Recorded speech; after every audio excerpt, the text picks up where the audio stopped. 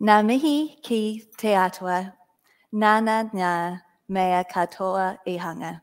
E ngā mate, kua pahure, haere, haere, haere atu rā. Me mihi ki tika, ki te kingi Māori, kingi tuheitia. E rangi e ngā ringaropa, tēnā koutou.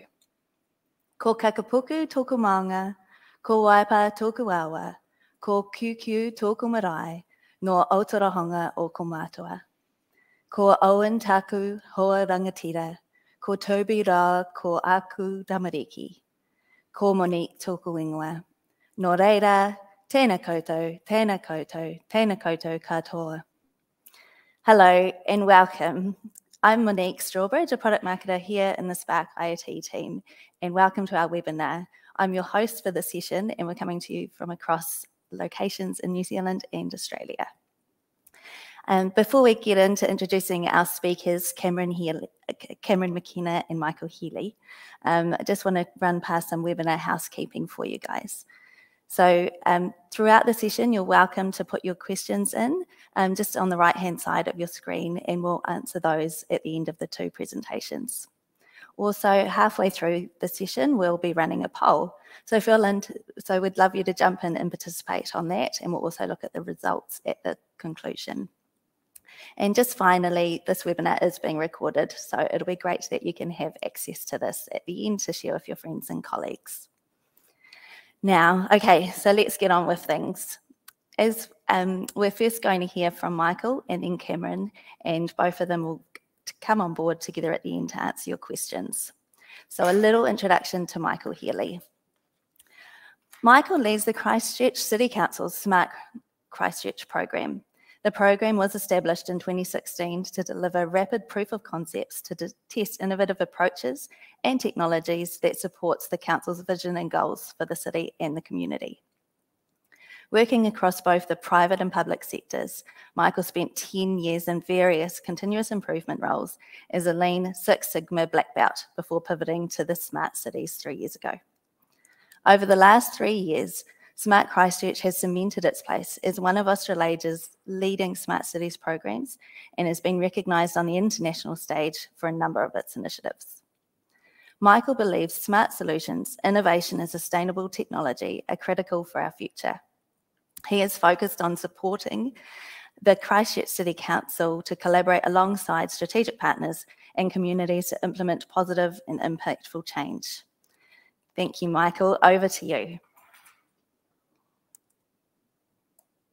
Kia ora, Monique, and thank you very much for that lovely intro. And thanks to Spark for the chance to come along and discuss the fire detection project today. It's a project we're very excited about. So we'll get into it. So I'll give you an intro to the Smart Christchurch program and just give you an overview of what we're all about. Then we'll get into the why, why did we embark on this journey? And then talk about the way forward and what we're trying to achieve looking forward. And then I'll pass over to Cam, who can really dive into the technical and the background of the technology. So, Smart Christchurch program started in 2016 with one person and a little bit of seed funding, and here we are in 2022 with a team of 4.5, and we work right across the council. And fundamentally, we're all about supporting the council's vision in terms of making Christchurch a city of opportunity for all, open to new ideas, new people, new ways of doing things, a city where anything is possible.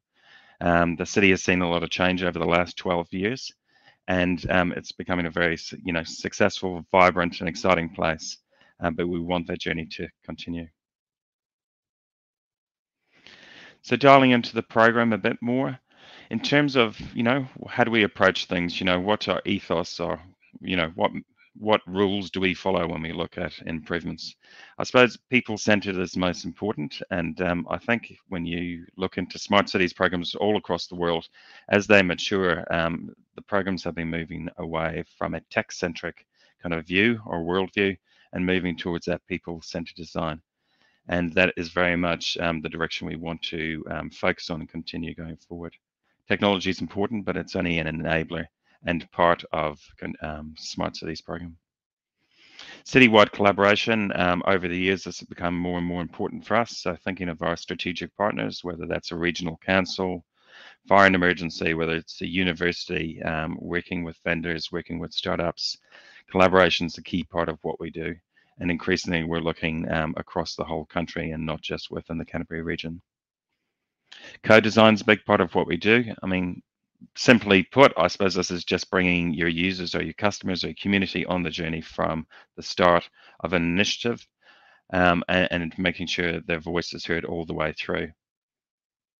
And then lastly, replication, it's big for us. So this particular project, we're going to talk a bit about how we foresee how valuable the technology and the approach would be across the whole of New Zealand. That's key for us. So whether we're looking at things like fire detection sensors or creating data sharing platforms, or looking at things like digital twin, replication's key. In terms of the community outcomes that we focus on, we talk about resilient communities, livable city, healthy environment, prosperous economy. So for us, when we're looking at new initiatives, projects, and opportunities, ideally we're trying to hit all four. That's one of the real, I suppose, beauties about the fire detection project. It helps with resilient communities. It helps make our city more livable in terms of the environmental sensor component. A healthy environment to protect it, from stopping fires early. And lastly, in terms of a prosperous economy, from a purely a bottom line point of view, it just makes sense to put out fires early in terms of the damage they can do to both the forestry and property. And then just a quick pitch for our Smart Crisis strategy in the middle there. This has recently been adopted by our council. So I encourage you to have a look if you want to learn more about the program. So I suppose getting into the main part of my presentation, I suppose, why did we embark on this project? And if we go back to February 2017, when the Port Hill fire started, I suppose personally, and from a city perspective, this is really when the rubber hit the road for us in terms of the threat from climate change and fires. So the Port Hill fire started relatively small on the 13th of February. I happened to be mountain biking that day and saw a smoke plume across the hills. And I remember saying to my friend at the time, what's that all about? Hopefully they put it out shortly. Unfortunately, through that evening and the days that followed, the fire just got bigger and bigger. And you can see a pretty dramatic shot there of the Port Hills, which overlook Christchurch City. They're so close. And I remember looking down the road from where I live and seeing that in real time. So again, from a city perspective, this was new for us. It was a shock. It was, pretty much unheard of. And so it was quite a tumultuous time in the history of the city. So luckily with, brave fire and emergency staff, dock staff, council staff, and a whole bunch of other volunteers, after many days, the fire, we got on top of it. But not before, as you can see by the pictures, the amount of smoke and carbon dioxide and pollutants that went up into the atmosphere. That could be seen, from space at the peak of the event. People's homes were damaged. We had a mountain bike adventure park that was severely damaged, and it had just recently opened. So that park was closed for many, many months, and it was a real setback.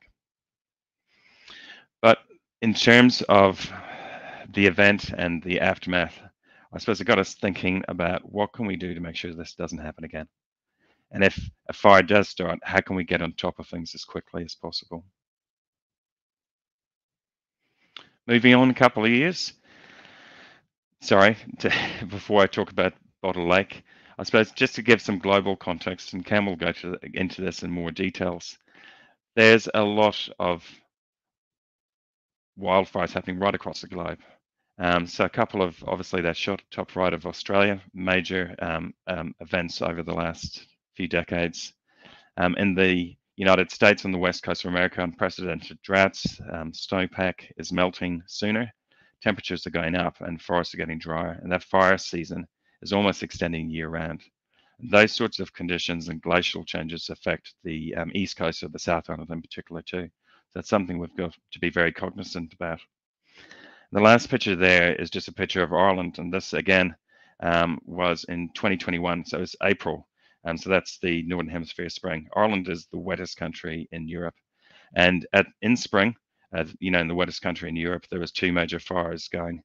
Now, this, again, from a personal point of view, I was raised in Ireland, and, forest fires, wildfires weren't part of our lexicon growing up. But even in a place like Ireland, this is becoming an issue.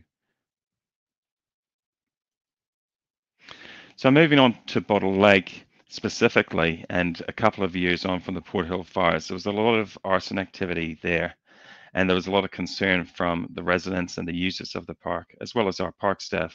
We've got Warren Hunt at the top right there, looking at some of that damage.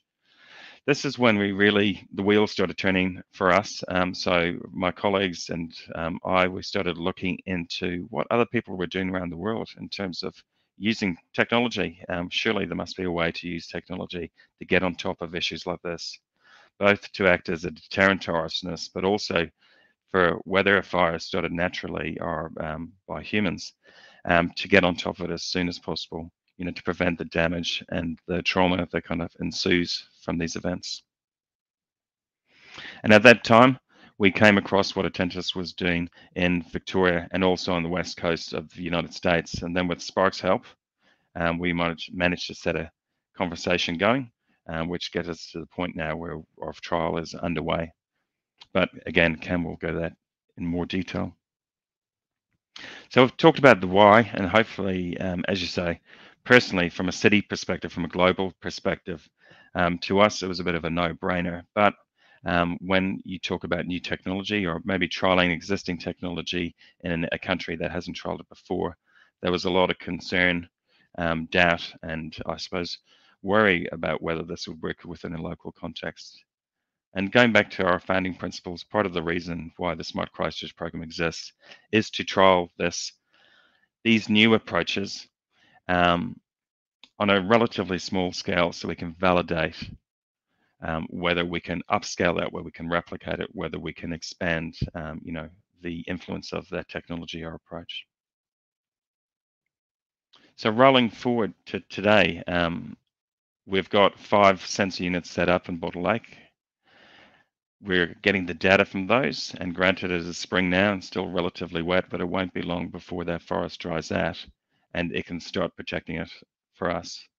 So one thing about Bottle Lake, and whether you may have visited there, you may have not even heard of it, but we've got mountain bikers, adventure activity, we've got a fairy forest, as you can see there, and it's right beside the sea, so it's beautiful. So if you walk or you take a horse ride or bike through it, you get all sorts of conditions, and you get to appreciate nature in its finest way. And we want to encourage people with our environmental senses to know when it's a good time to go to the beach, know when it's a good time to go for a mountain bike. For people with pollen allergies, and pine forests do produce a lot of pollen, especially this time of year. It's really good for people to know when it's a good time for them to be able to enjoy it, and maybe when to avoid it. So in terms of the project, as I said, we've got 5 sensors up and going. We've got a 6th sensor we're planning to put at Bottle Lake, and we're also looking at 3 locations across the Port Hills. From here, I suppose a key part of this is around validating the technology. So as I kind of mentioned briefly, some people are a little bit reticent, or maybe they feel that the technology is unproven within a local context. So we want to validate the effectiveness and efficacy of the technology over the next few months. Again, show how we can help the public enjoy the space on a day-to-day basis, but on those rare occasions where we do have a fire, we want to show that this technology can nip it in the bud at the earliest possible point. So as well as validation, we want to work on the collaboration aspect of this. So one really cool aspect of this is about how different parties have come together. So there's been ourselves, Spark, Attentis, Fire and Emergency New Zealand, Rainier Matariki, which is the forestry company that managed the forest stock at Bottle Lake. It's been a real collaboration, and that's been one of the more pleasing elements of this journey. And that's something that we want to continue. So the third part, so we've talked about validation, collaboration. The third part is about the replication. As we can see from those maps in the middle, again, apologies that the text is so small, but that's the modelling for temperature increases across the country. this isn't a problem just in Christchurch or Canterbury or in Otago. This is something that could potentially affect the whole country from north and through to Southland. And Southland had some major fires this season after an unnaturally dry winter. So again, we want to talk to the councils around New Zealand to see if this technology can work with them. So already Selwyn is on board. We've got Queenstown Lakes seriously looking into the options, and hopefully that's a discussion we can continue. So again, replication is key. So just to kind of finish off the presentation, so in terms of what we're trying to achieve, it's about enhancing the community's experience of Bottle Lake day in, day out, making sure people enjoy that space and kind of maximize their time there, whether it's putting on an extra layer, whether it's maybe avoiding it because of pollen, or maybe knowing when it's a beautiful day at the beach. We want people to proactively explore and enjoy the environment. We want the technology to be a deterrent to arsonists and to be an insurance for our community, and we're already seeing the effect that's having. So when we picked some of these locations, one of them, especially the last location we're going to add to, it was really important for the technology to be visible for both a deterrent and to people to know we were watching and we had means to put out those fires as soon as possible. But also for our community, there's been a lot of concern. So to see the technology in place and to see it working and hopefully adding value over the next few years is really important, because ultimately this is all about the community. We want to build a business case for the network expansion, and we want to continue to bring our partners on board. So as we show the value both to community on a day-to-day basis and on those rare occasions, we really want to kind of build the business case for expansion of the network within the Christchurch region, Canterbury, and wider New Zealand. And then lastly, that replication. This will work here locally, and we're sure they will add value in a large part of New Zealand. On that note, I'll wrap up the presentation today. I'm looking forward to the Q&A, and we can really get into, I suppose, some of the details of some of the areas of interest for today's audience. But for now, I'll pass back to Monique. Thank you. Ngā mihi, Michael. That's just such incredibly important work that you're going that affects us all. Now, before I pass you over and introduce Cameron McKenna, I just want to introduce the poll to you guys. So we'd love you to jump in and participate. It's there coming up on the right-hand side, and it's for you to tell us how important real-time detection is in your organisation.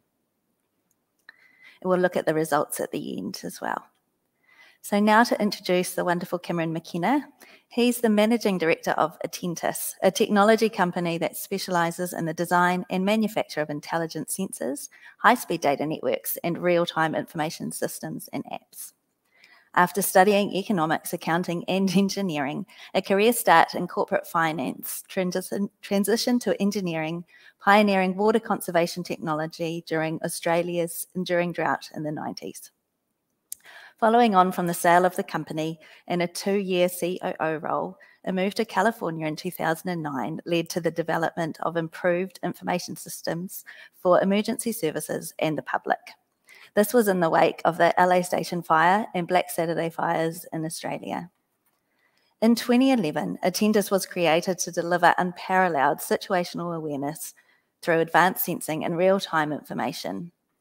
In 2018, Attentis constructed the world's largest integrated region-wide real-time information network, lvin.org, in a high-fire flood risk region in Australia.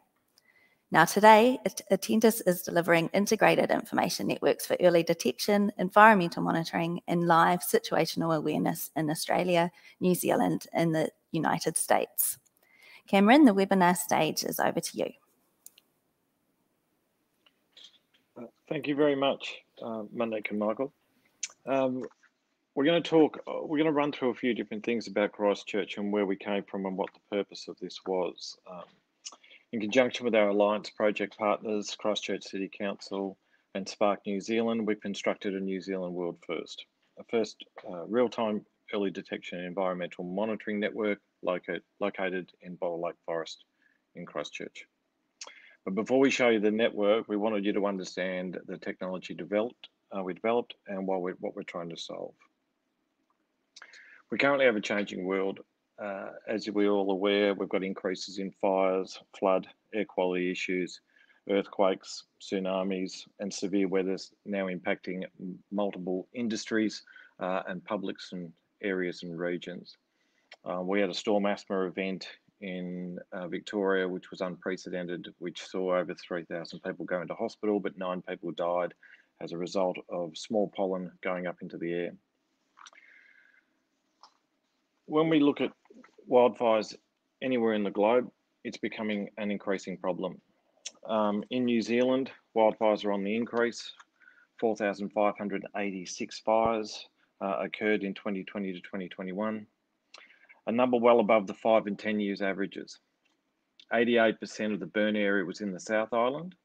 Auckland accounted for the highest number of wildfires in the past 2 seasons in the North Island, and Canterbury had the highest in the South Island. What we discovered through our investigations over the last 12 years is that 97% of disaster recovery funding or disaster funding is spent on recovery, only 3% on mitigation.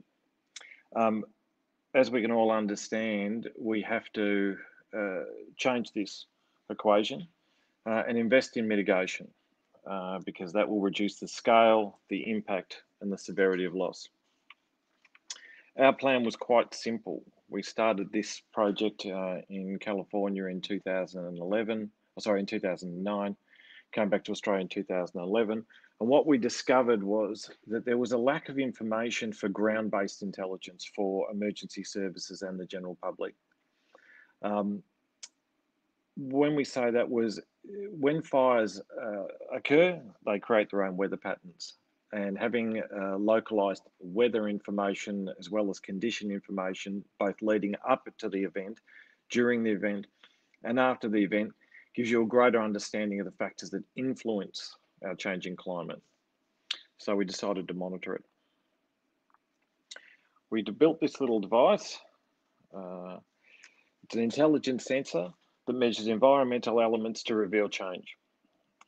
That influence events, provide a level of early warning and notification. Now, this little device, yes, it looks like R2-D2 or a Dalek, depending on what generation you are. It does a whole range of real-time continuous monitoring.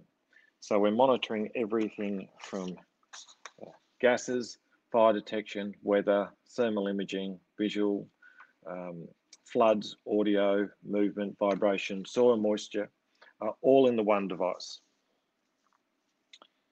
So what it would do, the purpose of it was for rapid response, for live weather, risk levels, air quality, river heights, rainfall and absorption rates. Now, these are key elements so we understand what influencing what the conditions are and give us a good understanding about what the conditions are before there is an event. In 2019, we constructed the world's largest real-time environmental monitoring network in the Latrobe Valley in Victoria. The Latrobe Valley is a high-risk location in Victoria, probably one of our highest risks. It produces around about 70 to 80% of the power for the state of Victoria. And it contains many, many high-risk locations such as power stations, coal mines, we've got forests, we've got plantations. And what we decided to do was to monitor everything and connect it as an entire eco-structure. As you can see, we are looking at everything from water levels through to river heights, and it's all on one system. In 2022, in conjunction with Christchurch City Council, Spark New Zealand, we constructed the Bottle Lake Forest Park network. It's 5 sensors we're starting with, and they do a range of things simultaneously, from fire detection, thermal imaging and temperature, weather, air quality, pollen, visual cameras, ground movement, and it provides real-time information. The type of information that it does is this is a snapshot. We would have shown you live, however, we couldn't do that on the webinar today. So this is a snapshot of, you can see what it does. It produces a overlay map that shows you the live wind speed and wind movement throughout the region. You can select each of the 5 locations. You can look at this map and you can select on the lower right-hand corner what the temperature is, humidity, PM 2.5, PM 10, and the rainfall, and you can select a location on the map and it will give you the reading averages. You can go to a location and select on that, which will show you what the temperature is, wind speed, wind gusts and directions, humidity, PM1, PM 2.5, and PM 10. And then you can actually click on it to enter in the top right corner, and it will take you to the location. We take images there as well as we do time lapse from each direction. We do 360 degree cameras. So, and they're non-moving parts, so less probability of impact from vegetation or fatigue or weather. And it gives you all the current statistics on the location. And the reason why we did it is it allows you to look at that location before you attend, not only just during naturally an event, but if you wanted to go mountain biking or you wanted to go trail walking, you can go and see what the locations are like before you arrive. We naturally track all air temperature, humidity, wind gusts, and wind vectoring to see where the winds are coming from. And we do that from all 5 locations, which what that allows us to do is it gives us a good understanding about what is changing through that environment over time. We're also looking at rainfall and what the moisture content. Now that helps us build up an understanding on what the fuel load in the forest will be, what the dry rate is, and what the conditions are. So it gives us an understanding about where the risk is. Now, when we do that on a wider scale across a location like we have in the Latrobe Valley, what it allows us to do is we can pinpoint where the areas of highest risk are. Now that allows emergency services to focus on those areas and prepare in the event that there is a fire, which we are waiting to do through thermal imaging, smoke detection, and signature of flame. Thermal imaging. Thermal imaging, we thermally image the location, which allows us to do up to 80,000 individual surface temperatures. It'll cover the area and we continually track that, and it looks for the highest temperature read throughout that region. Combining all of that data and information allows us to get a good understanding about what the risk levels are in that region. We also track air quality monitoring, so PM1, PM 2.5 and PM 10. PM1 is a very, very good indicator of smoke because the particles are so small. But it also, when we had New South Wales fires in 2019, 2020, and although the Latrobe Valley region was about 250 kilometres away from the fires, we had over 11,000 organisations and individual users use that per hour to understand what the air quality conditions were, to see what the impact would be on them, to see what the concentration is, so that therefore they could move to either go inside and close their doors and turn air conditioners off, or move outside of that region. And the same thing with in the event that there's a fire detected. It allows you the understanding of where the fire is, what the conditions are, and where's the best way to evacuate. We had a situation where one of our staff members had his family at a concert, and there was a fire in Corryong. The organisers said, we'd like to evacuate everybody, which is probably 700, maybe more over 750 people. And they said, we're going to send you all to Corryong. The issue was that's where the fire was. As I said, one of our key staff members stopped beside the road with a policeman and said, can you just tell me where the fire is? And he said, it's in Corryong. And he said, well, I think you've got a problem because they've just sent 750 people basically directly into the fire. This is what we're trying to prevent. It's giving people the understanding and the information in their hand to realise where the fire is and where they need to go to. Early detection. Through this, as you'll see in the top right-hand corner, this is a thermal image from our unit on a fire ignition in a plantation in Latrobe Valley. As you can see, it's a relatively small fire and there's a crew attending.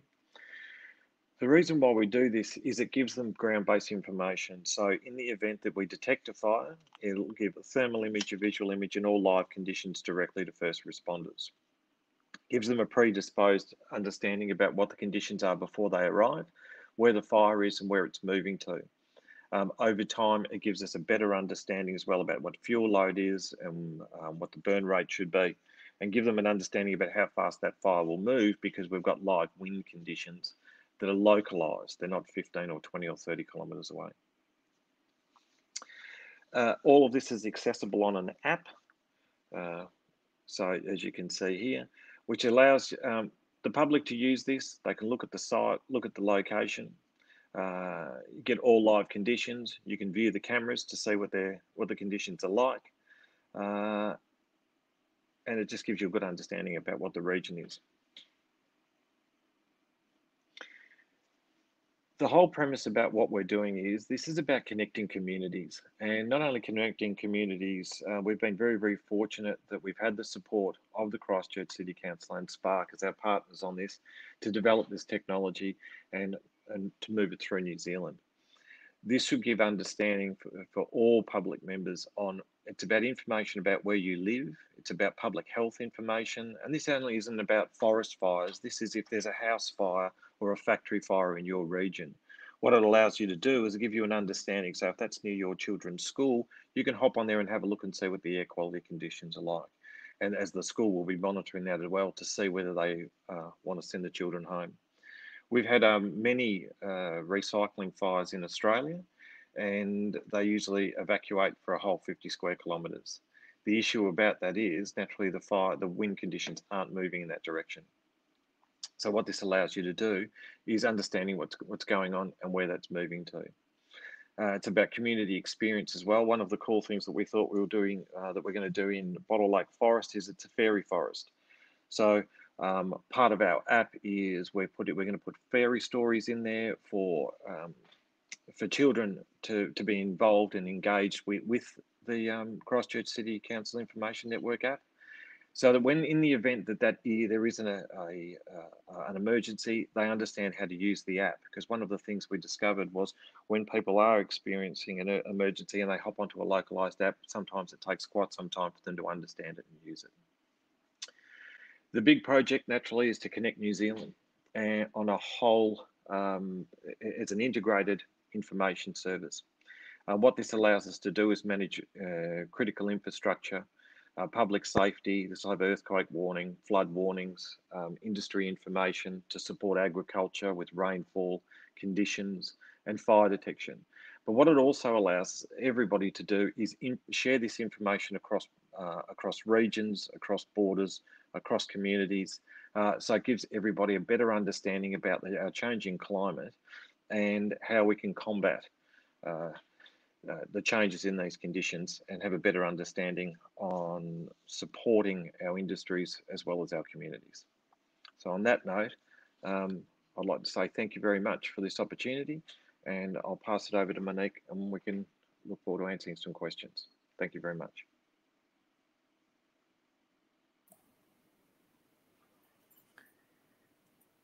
Well, thank you, Cameron. And that was incredible information, and we've got a few questions coming through. But just before we get to those, we'll have a quick look at our poll and see the results of that.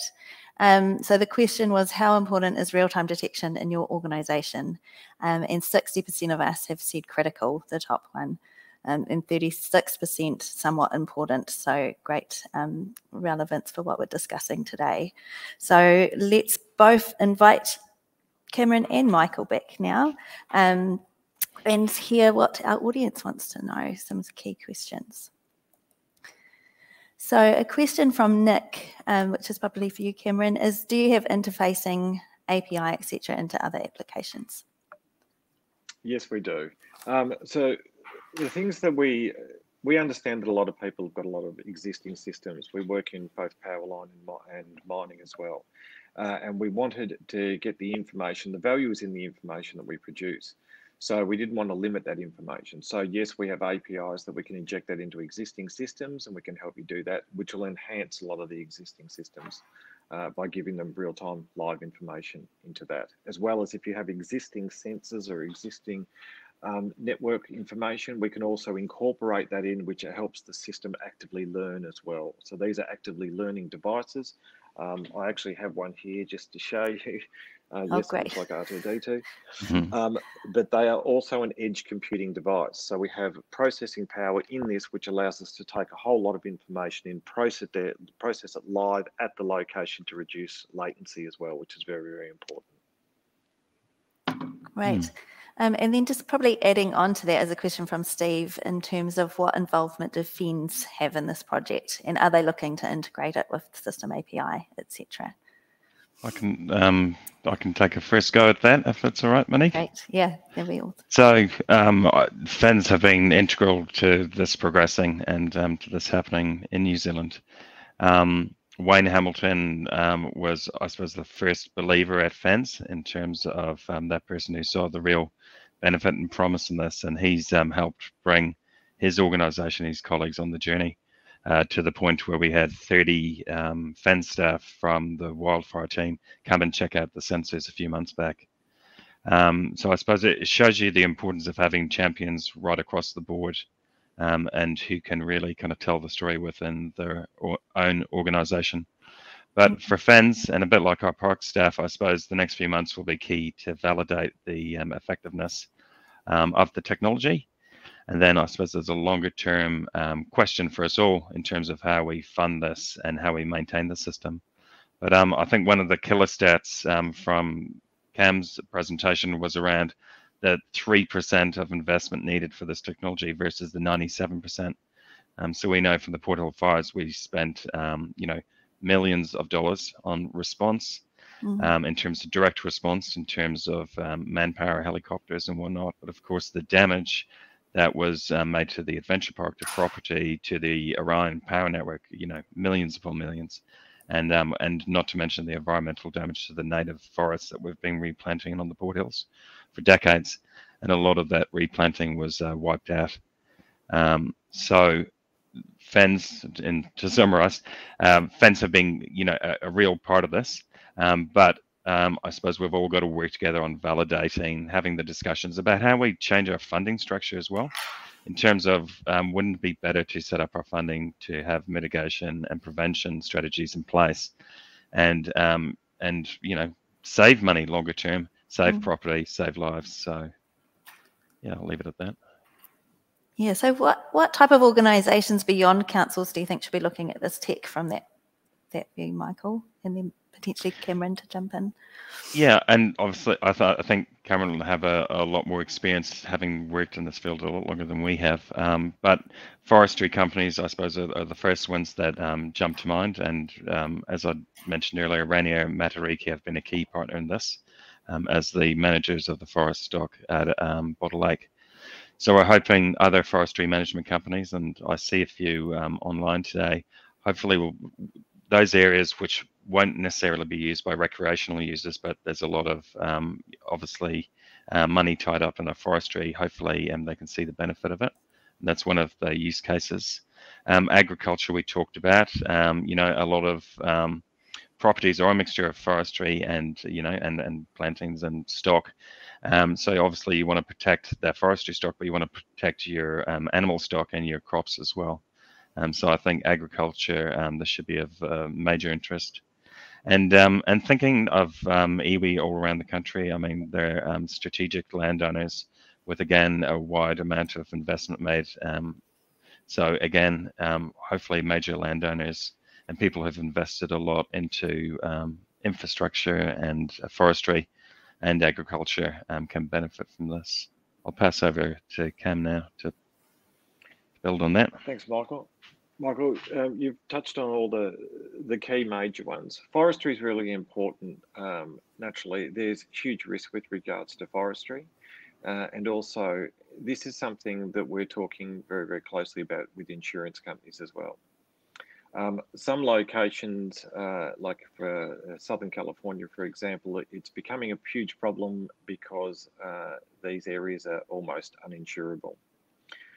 The levels of fire and flood, we've just had 2 major floods in New South Wales, and the impact is in the billions. Now, we can't stop floods, but we can certainly give an early warning and information out to reduce what the impact is. It's great for forestry. We detected 3 fires in the Latrobe Valley. One of them was opposite a $20 million plantation. So it's very, very good for that. But it's also helping us. We're doing some artificial intelligence now on the system and on the units to overlay the images to get an understanding about what the growth rates are and what the impacts are from air quality, soil moisture, rainfall, to give them a good understanding.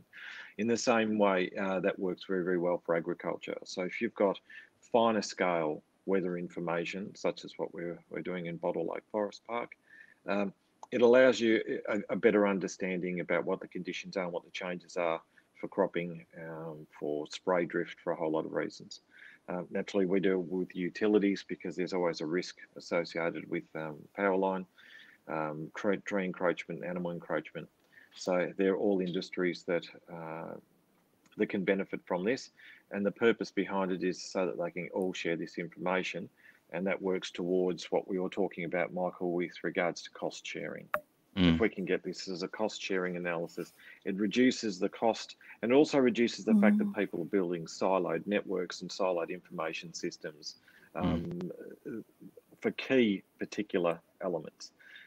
So what this allows everybody to do is they can chip in, build a network, all get the value and the information that they want from it, as well as we can set up units for them for their specific purpose, but it's feeding the non-sensitive data back into this main network, which is the whole premise behind what we're doing. And I'll just to build on that, we had a project that's been running over the past few years around seismic sensors. Obviously, less of a problem in Australia, but huge here, and invested in 150 different seismic sensors that basically allows us to tell if our buildings are safe to occupy after a seismic event. Now that network was set up with some initial investment with the vision that people could opt into the service. So again, whether if it was a private landlord, if it was the Ministry of Education, if it was Waka Kotahi, they've got the option to partake in that service. So maybe along, again, with some, if government can take a bit of a lead and support us to build a local network, wouldn't it be great if people could then opt in as a service and get the benefits of it? But we'll see how that goes. Yeah, absolutely. Or Cameron, do you have examples if it's not government? Is it sort of industry bodies that might sort of work together in a region so sort of growers could tap in and benefit from that type of technology too? We've explored this quite in depth, as you'll probably understand, and there is lots of value because it represents value to a whole range of people and a whole range of industries. We're talking to everything from energy companies through to forestry, agriculture, and government, local government, state government, and emergency services, because this offers value to everybody. So in the same system, we're building flood warning systems as we are fire detection systems and air quality systems. So as opposed to building 3 different ones, it's a single system. And we're finding that one of the key issues that we probably thought that we would come across was information sharing, and especially in Australia. I was a technology witness at the Royal Commission, and one of the key problems that they have is information sharing across different systems and different organisations. What this allows you to do, and it was a good question, the first question was via APIs, we can start injecting this information into different systems, which is giving everybody a better understanding about what's going on. And so if we can get everybody to come together, which is, I guess that's the tough part, then we can build these networks not only for their own purposes, but also for information sharing for communities as well. Yeah, and there was a question from Brendan. You've touched on the flooding piece, but he asked what flooding and tsunami early warning or alerting options are available. So with flood warning, what we're doing with flood warning systems here, we haven't built anything in New Zealand yet, but we're building some pretty revolutionary stuff over here at the moment, is we're looking at a whole lot of different ranges. So we're looking at flow rates up and downstream. We're looking at rainfall in 2 different types. So your traditional tipping bucket, which is volume, but also size of droplet, which leads to absorption rate, as well as soil moisture around where the rivers are.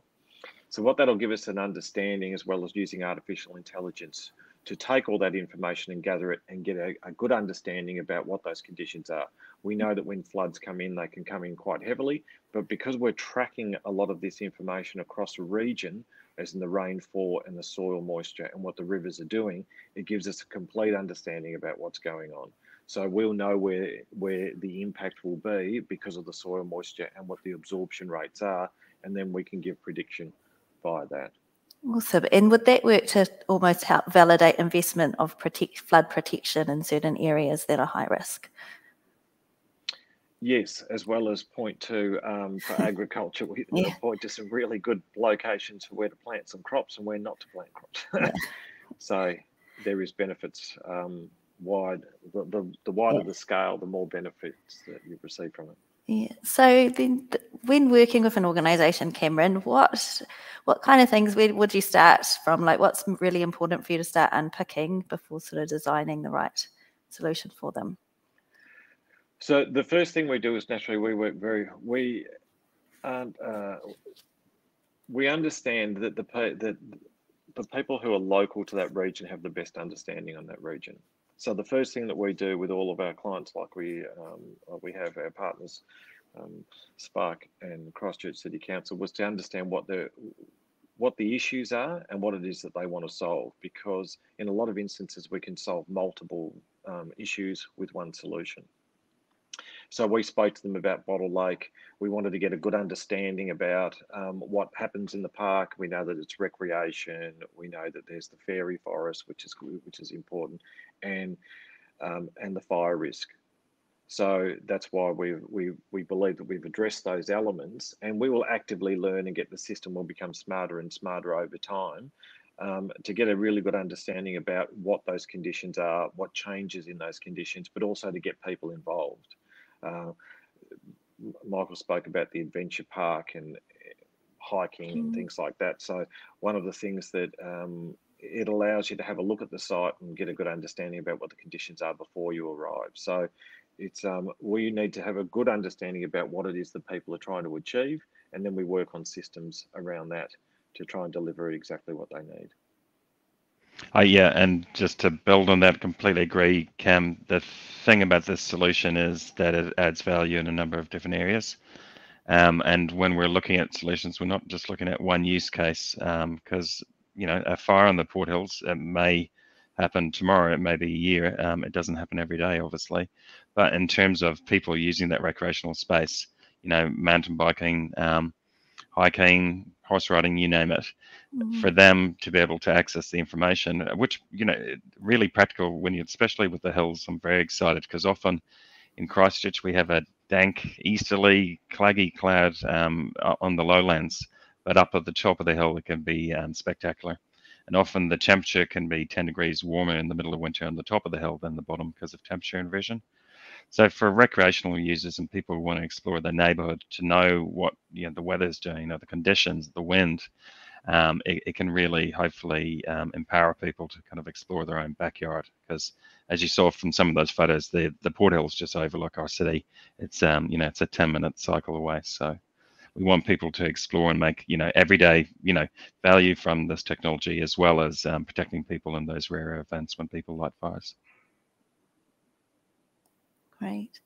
And then just a question here from Mike is, has there been any theft or damage issues of those sensors? Is that with I can talk to that in the first part, and Cam can probably reflect on what's happened overseas. But interestingly, in Bottle Lake, some people tried to unscrew the base of the pole. So these units sit on very big poles. So the units are safe from tampering traditionally, unless you deconstruct them. So unfortunately, somebody tried to take the bolts off. Luckily, the installer had done such a great job, it was impossible to do it, and we've welded those bolts, and now Warren from our parks team has very helpfully helped with that. And again, not knowing the reason why, but yeah, it's a good point. You've got to think about all things, and not just people vandalizing, but we've had some feedback, from people worried about the 5G towers in the forest. So the education component is really important. So I suppose, as well as telling the positive stories, you've also really important with IoT and technology in general. you've got to educate people and bring them on the journey. So you can say, you know, if they're worried about technology and whether it's pedestrian counting, 5G or fire detection sensors, education and information sharing is key. So we've got some good information panels on the units. People can click QR code, they can download the app, and then they can start getting the benefits. But over to Cam to see if there's been any issues overseas. It'll be interesting to hear. Yeah, that's the first one we've had about people undoing the bolts and pulling the towers down. It's unfortunate. Yeah. We've only had 2 incidents. So the Latrobe Valley Information Network, which is 44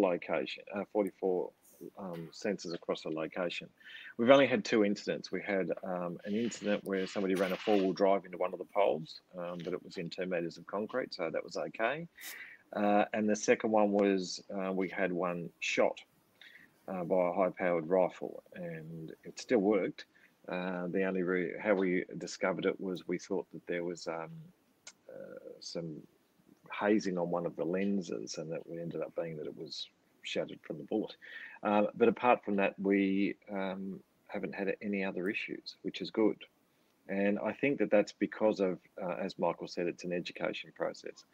This isn't a system where we have to, you know, like tinfoil hats and things like that. This is a system about, and people understand that this is for the public to use. And that is really, really important. You know, we discovered the first thing is, and it doesn't matter where it is in the world, when there was the fires in Greece, people went down to the ocean. And why they went down to the ocean was because they didn't know where the fire was, and they didn't know what the conditions were. And we had the same thing in New South Wales. In Corryong, people basically go down to the water. What this is information for every day, and we think that people understand that that's what the premise is behind it, and therefore they respect what it is that we are trying to achieve here. We're doing this for all the right reasons. We're not doing it to gather information. We're doing this so that people can have information and use it every day. And if you use this sort of information every day in a system like this every day, that when there is an event, you'll know how to use the system. You'll know how to look at it and look at the map and say, right, there is a situation in Bottle Lake Forest Park. This is the way the smoke's moving. We're okay in our conditions, and it also, whilst at the same time, it's assisting emergency services. So this is built for all the right reasons, and we think that people respect that, and that's why we've had the Latrobe Valley operating for over 3 years. Well, wonderful. So we hope that's the last incident. Yeah, well, I'm proud that Christchurch continues to be so innovative when it comes to all aspects of life here. Oh, yeah. Thanks, guys. I think we've covered off all the questions that we've got there in the chat. Was there any sort of closing comments you'd both like to make from your experience, or sort of some, you know, ambitions you'd like to share for the future of the program and stuff like that? Yeah, I can go first. I talked a lot about replication. I'm very serious about that, and so in terms of other local authorities, regional councils, government, anyone on the call, or if you know of anyone who'd be interested in learning more, please reach out to Smart Christchurch at ccc.govt.nz, or connect with me on LinkedIn. We're very happy to share our experience. And if you want to come down, check out the units, have a chat, just give us a call, because we think there's real value in this for other parts of New Zealand. And also to forestry companies, please reach out, any major property owners, so feel free to connect with us. And also please check out our strategy, and also smartview.ccc.govt.nz. It's our data sharing platform. We'd love you to check that out, give us any feedback, and we're hoping to get some of the data from the sensors on that too, once we kind of go down the path here. And thank you very much for having us as part of the session today. Over to you, Cam. Thank you.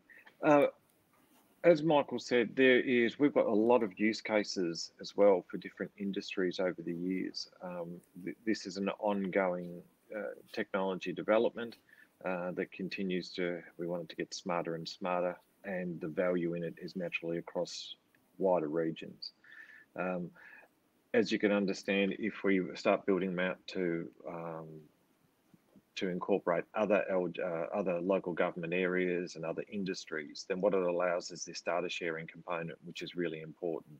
And in the future, sharing data that is consistent, that is to standards, that it gives you a good understanding about what the changes are throughout regions, and it will give us all a better picture in the future about what's going on with our changing climate.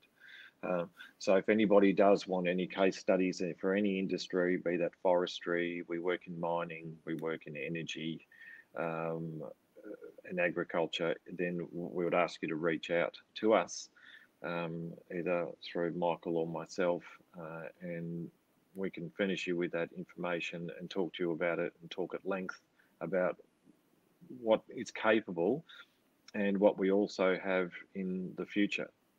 We're naturally working on, we work very, very closely with our alliance partners, and we're very, very grateful to Spark NZ and to Christchurch City Council for their involvement in this, and the fact that they are pioneering this space in New Zealand. And as a result, we are now looking at other networks in regions that are neighbouring, that it'll give us all a bigger, better picture about what's going on, and hopefully increase productivity, safety, and address some of these issues that we're all facing globally with regards to climate.